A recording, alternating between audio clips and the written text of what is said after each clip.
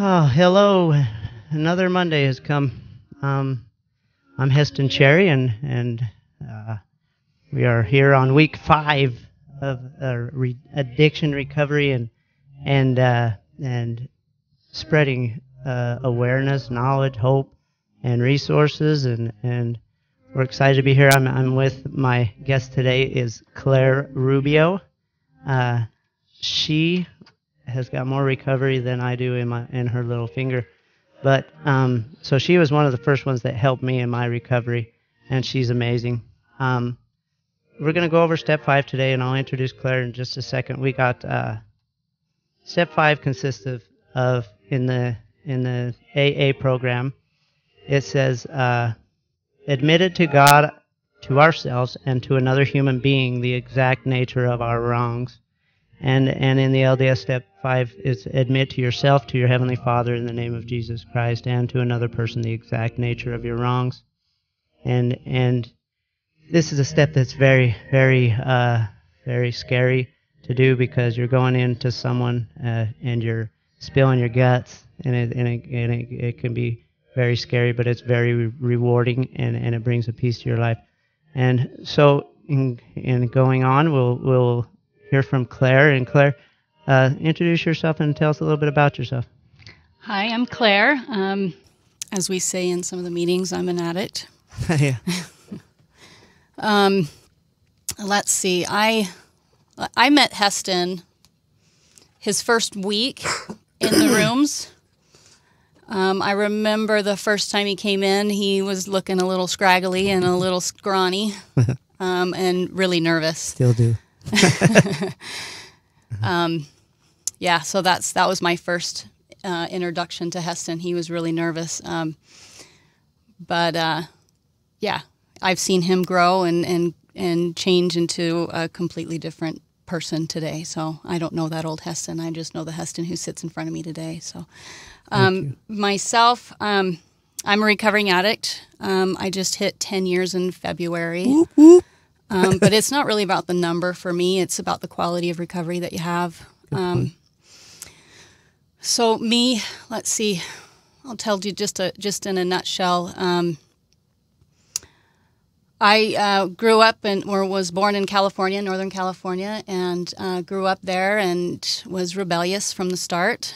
You told me to go right, I'd go left. You told me to go left, I'd go right. So what addict doesn't relate to that, I don't know. But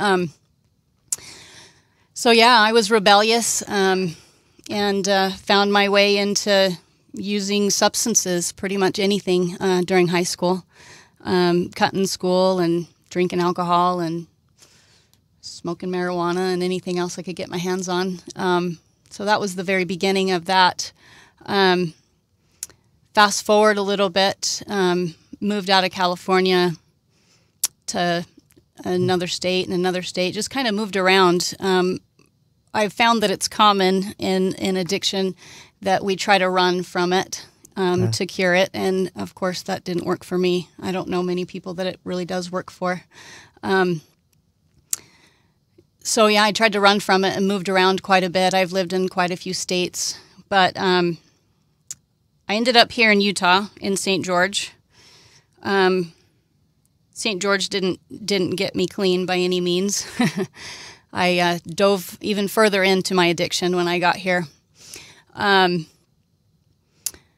Through desperation, though, I found myself praying for help.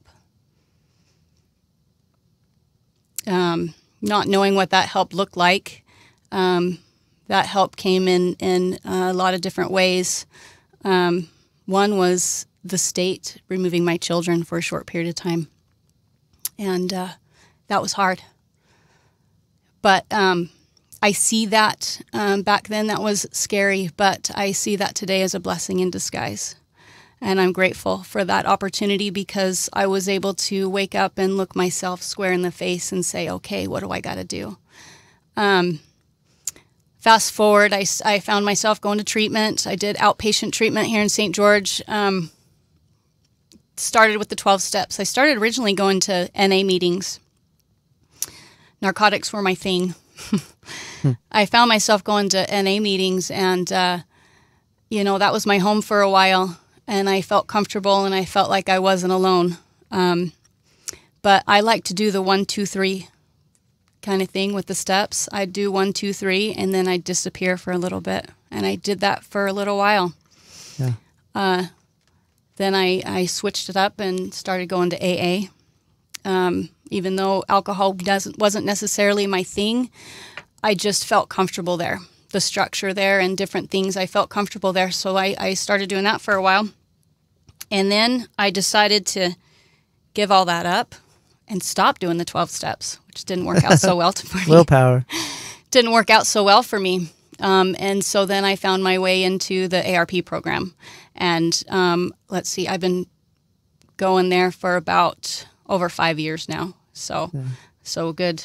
Over 5 years, because I knew you in it before. Yeah, it's been probably close to 6 years. Yeah.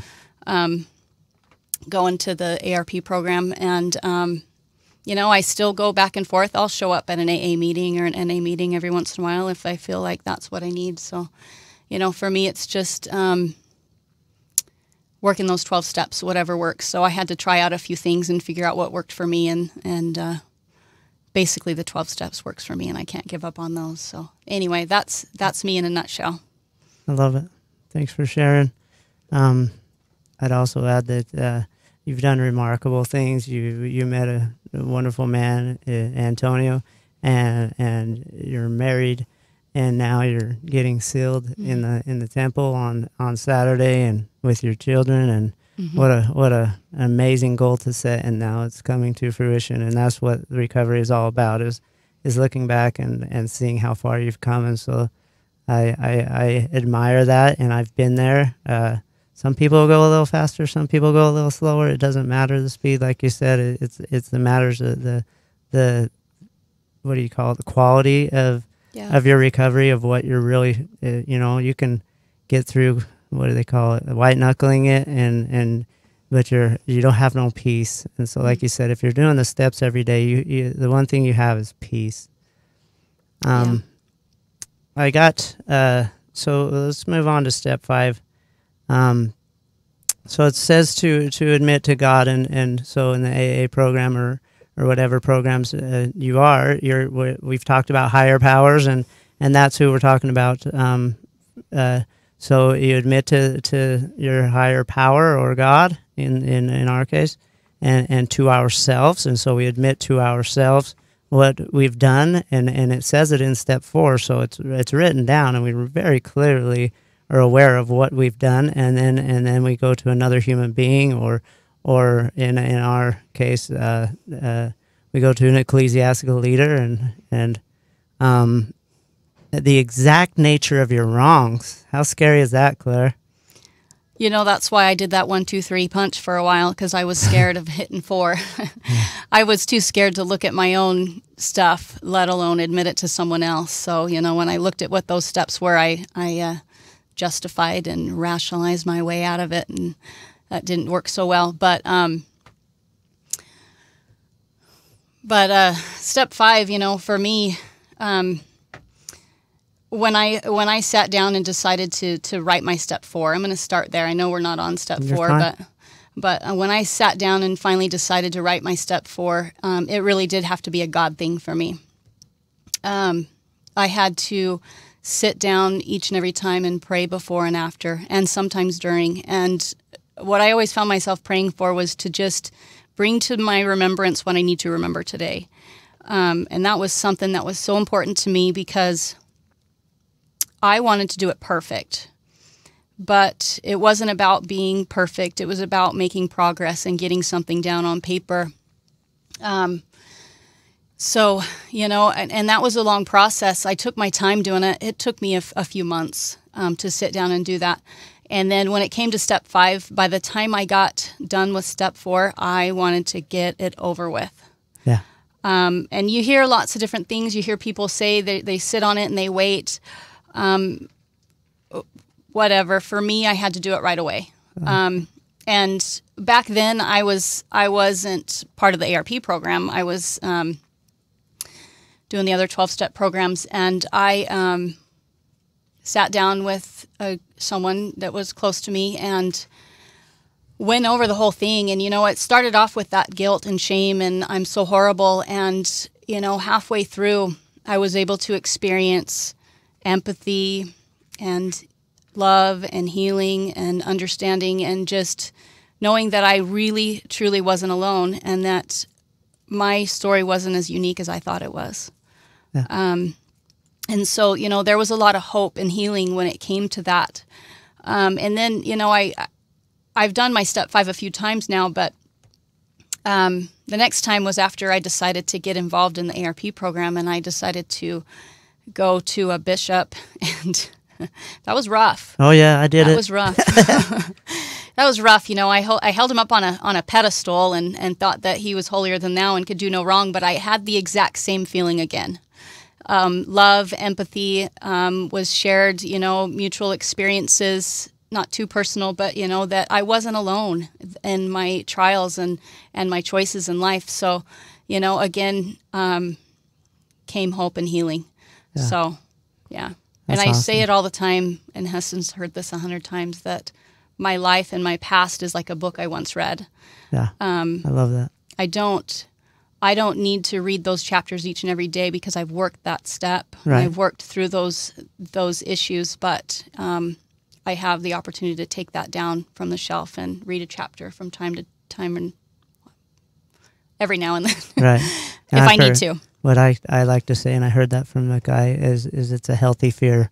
You just keep yourself aware of where you've been and where you could be if you're not staying grounded. And it's not bad to look back. You just don't live there anymore. Exactly. It's not who you are. Yeah. So let me ask you, in the AA program, it says to another person the exact nature of your wrongs. And what type of person are you looking for to tell you the exact nature of your wrongs? You want to find somebody that's a sponsor in the program. You want to have a sponsor, someone that's been through and walked all 12 steps previously, that has walked similar paths, someone that you feel comfortable with. Someone that will never tell what you tell them? And someone that you trust completely. And I think knowing that it's someone that's been through similar experiences, you're more likely to trust them. And I drew a blank, but just someone that you really trust and can confide anything and everything. I like that, as someone as a sponsor. And the way you find a sponsor is you go to meetings, and you find the sponsor you end up choosing is hopefully one that you click with, that every time they open their mouth, you're like, that's me. That's what I feel like. That's what I think. But a sponsor to me is someone that's had at least a year of recovery. Is that what you would say? Oh yeah, at least a year or more. Yeah, I agree. I always tell you when they first want to start helping and serving people, is like, look, after a year you'll have plenty of time to help people. There's more than help that's needed to go around.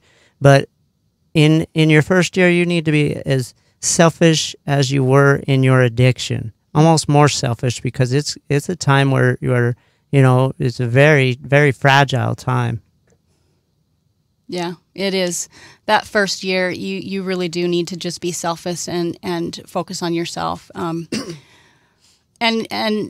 get to know who you are as a person in that first year. And the first few years are the hardest.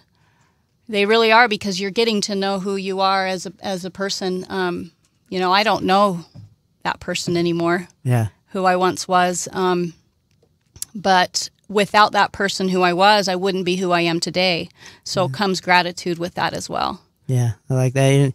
And I know it said that you got on the pink cloud about 6 months to 10 months. You want to help everyone, and you've got it figured out. And there's nothing that can bring you down, and no one can offend you, and nothing can go wrong in your world, no matter how bad it is.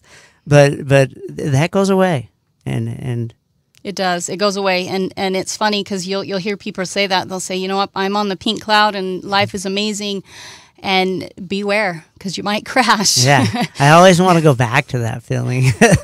Yeah, it's pretty cool. It's a pretty cool way to live, but reality will smack you again, and you realize that recovery isn't just you do your 12 steps and you're done. No, it's not. And, honestly, it doesn't matter which program you're going through. They're all spiritual-based programs. Yes. And through spirituality and acknowledging spirituality, whatever that looks like to you, you are on that pink cloud. Realizing that you're having spiritual experiences each and every day is being on that pink cloud. Yeah. So everything's a first. Everything. Like the first time I ever did this sober. The first time I ever did this sober. Yeah. Life is amazing in recovery. It is, and it just gets better. It does, and you kind of find yourself, if you're, as long as you're doing it right, to where you look back and say, I would never want to go back to that.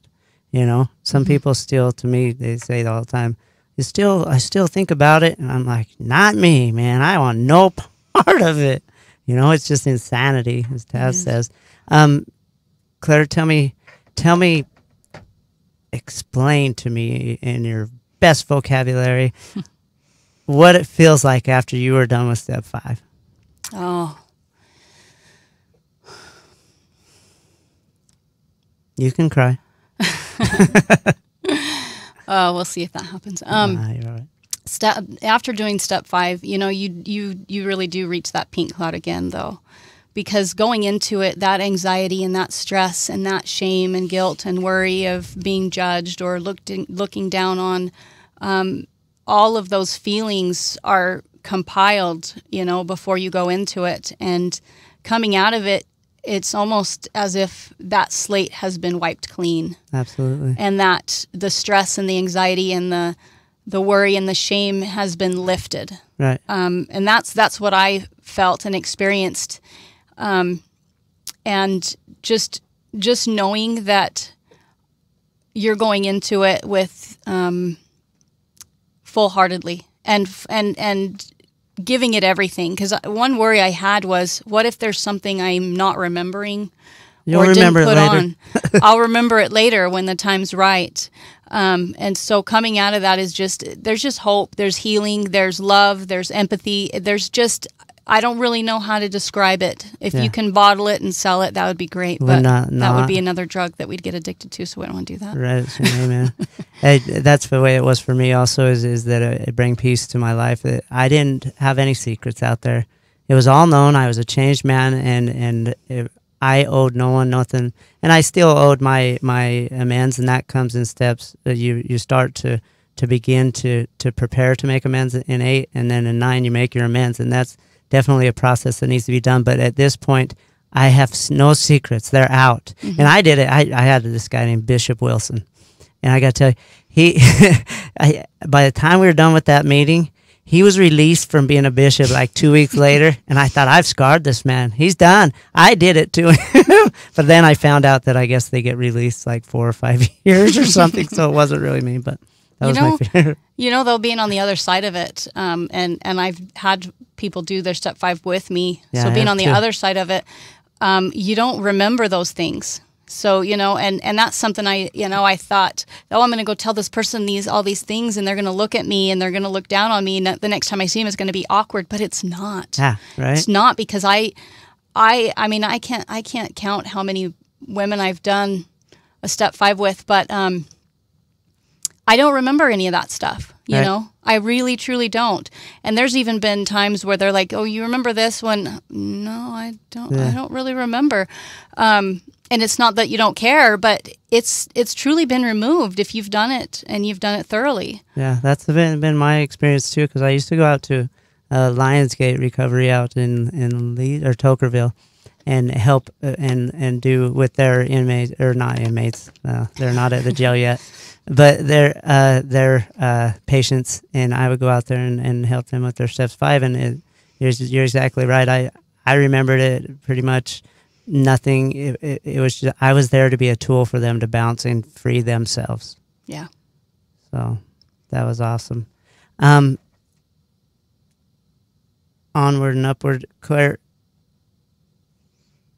This step to me, after I was done with it, I got to realize my character defects, which is going to go into steps 6 and 7. But this, to me, is the step that helps you to put that person you were behind you and get you started on the person you want to invent yourself to be. Would you agree with that? I agree completely. You know, going through step 5, you do recognize a lot of those character defects that you're going to be, or character weaknesses that you're going to be identifying in the next step. And,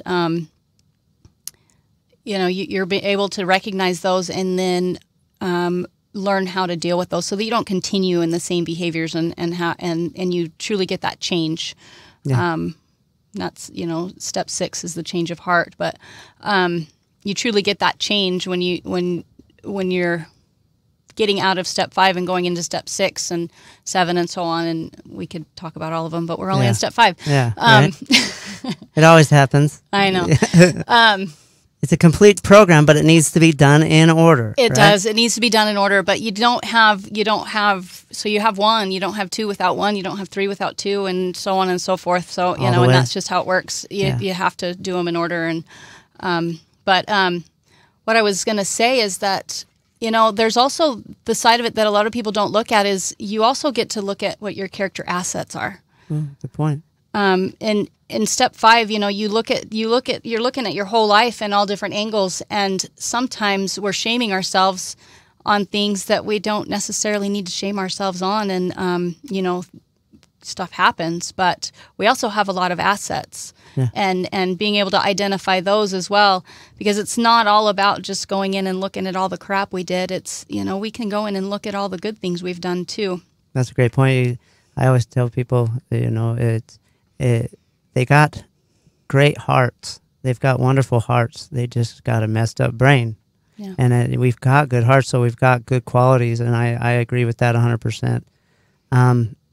Claire, you've done, what education did you do to be able to work in the field? Well, for one, that was the just school of hard knocks, you know. Now, working the steps, but I'm a certified peer support specialist. So I just did the certification for that.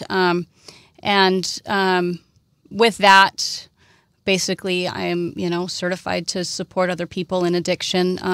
And it, you know, touches on depression and anxiety and stuff like that, because they all coincide. But I mean, I'm not a therapist by any means at all. Don't want to be around them all the time. I just get to be around them all the time, and I get to share my experience, strength, and hope whenever I feel necessary. And you know, when you're in recovery, it helps to have someone that you know is in recovery too, that you feel like you can relate to, and you're not alone. Yeah. You know, right now I work in the recovery field. I'm an office manager, so I don't get to do it as much. The Renaissance Ranch. At Renaissance Recovery. Yeah. I forgot to wear my RR hat. I know. I should have worn mine. I should have brought my hat.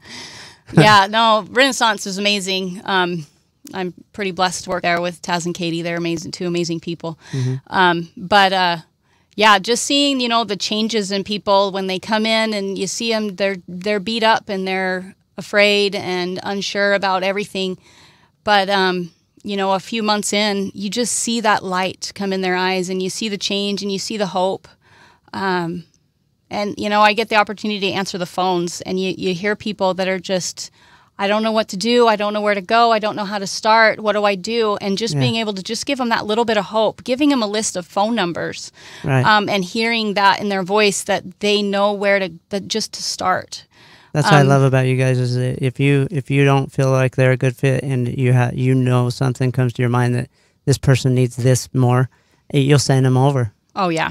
We try not to get off the phone without at least giving them some sort of a resource. I had a lady the other day. It was a few months ago actually. It was in April or May. She called up, and I could just hear the desperation in her voice. She didn't have insurance, didn't have a penny to her name, was on the verge of being homeless. And I said, you know what, come in tomorrow and let's sit down and talk. Yeah. She came in. I knew that we weren't going to be able to help her from different situations that were going on in her life. But I was able to give her a list of things and just kind of go over that and say, start here and there, and just kind of step by step, this is what you need to do, and call me back. I gave her that list, and she left, and, you know, and I didn't know if I'd ever hear from her again. Yeah. Well, she I didn't hear from her. She was supposed to call me the next week, and I tried to call her, and she didn't call me. Well, a couple weeks ago, I got a phone call. She told me her name, and I drew a blank there for a minute, and then it dawned on me that this was this lady. Her voice and everything had changed. Yeah. And she had 2 weeks clean. Ah, that's awesome. 2 weeks clean. She'd headed out of town, found a place to live, had a job interview the next day. She had nothing but love and hope in her heart. So, just being able to do those little things. And I told her, it was 3 weeks, because I told her, I said, "Okay, call me back when you got 3 months." Yeah. Or sooner if you need to. Yeah. So it's just amazing to be able to experience that hope and healing in people's lives. Give me the chills on my bald head, because I know how hard it is to get 15 days or 14 days and 1 day and 2 hours sober. It's just amazing. Every day means so much to change, and I admire you so much because you give back. You have been you helped us when we were on our mission, Tammy and I. You served with us for 2 years, and you still serve, and you give back. And you work in the industry, and you help everyone, and you answer your phone and answer text messages, and you sponsor people, and that's what it's all about. It's about, there's a lot of people that get sober and move on, and it's not a part of their life anymore. And I'm not saying they won't stay sober, but the ones that have that passion to stick in it and stay in this bloodbath of an environment and give back just because you love. And you were given so much, you could never repay that debt. It's amazing to me, the type of person you are, Claire. You and your husband, and I'm so glad to see all your goals and everything. Claire was there when I first started the program. When I still have horrible teeth. I need to get free teeth, or not free teeth. I wish it was free. That's why I don't have my teeth fixed, because I can't afford it. Find free teeth. Yeah. Sign me up. I need some go to the free teeth shop. But yeah, I was 95 pounds, and I looked back, and I had a full beard, and I was living with my dad's, and I wore the same clothes every day, and I have my son, but at least I had him, and it was amazing, amazing to look back to see how far I've come in 10 years.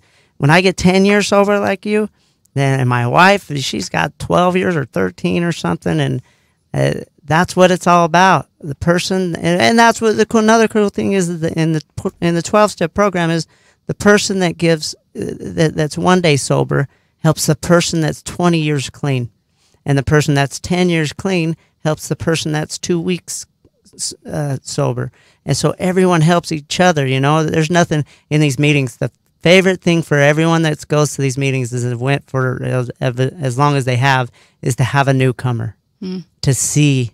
And it's like everyone pays attention to that person. Like everything they say, you're just like, I felt that. Yeah. Isn't that true? It's so true. And then when they come back, yeah, because they come in and you just hope and pray that they're going to be back. And sometimes you see them, and sometimes you don't. And it's amazing when you see them come back and you start to see that change. Yeah, I had one guy, I remember, Mark, and he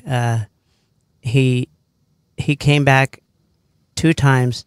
And on the 3rd time, the meeting was already about a half hour in until I realized it was him, because he got a haircut and he changed so much. It was like, oh my gosh, that's you. It's cool what sobriety brings and recovery brings to people. Yeah. Yeah, I've had that experience where, you're out somewhere and somebody comes up and says, "Hey, how you doing?" And you're looking at them like, how do I, oh my goodness. And you realize who they are and what they've been through and how far they've come, and it just shows. And they're doing it. They're doing it. They're doing it. Well, Claire, I thank you for coming on with me, and I know how much it makes you nervous to do things that are outside of your comfort zone, and that's kind of why I asked you, and I couldn't think of a better person to come on with Step 5 than you. I'm grateful to watch your recovery. I'm grateful to be a friend of yours and your husband's, and we're gonna party like heck on Saturday, and I am just grateful to be able to come on this radio station, and I'm thankful always to Professor Donovan, because I get to give back. I served a mission, and then after that I wasn't giving back for a while, and I kind of got grumpy. So it's cool to be able to look forward to I get to give back again and share what you say, experience, faith, and hope. And everyone knows that saying, experience, faith, and hope. Share, experience, faith, and hope. And I just want everyone to know out there, pray for your family members. Don't give up on them. It's never too late. There's never too aged. They're never too old to get it. I had one guy that was 84 years old that was an alcoholic. He was going through divorce. They'd been married over 60 years, but he now is like 3 years sober. Amazing, and he changed his life. And it's never too late. So once again, thank you for listening, and please Facebook our questions, your questions, or share our thing and get the word out there. We've reached over 7,500 people in just awesome. 4 weeks, and we hope to keep moving along. We'll talk to you next Monday.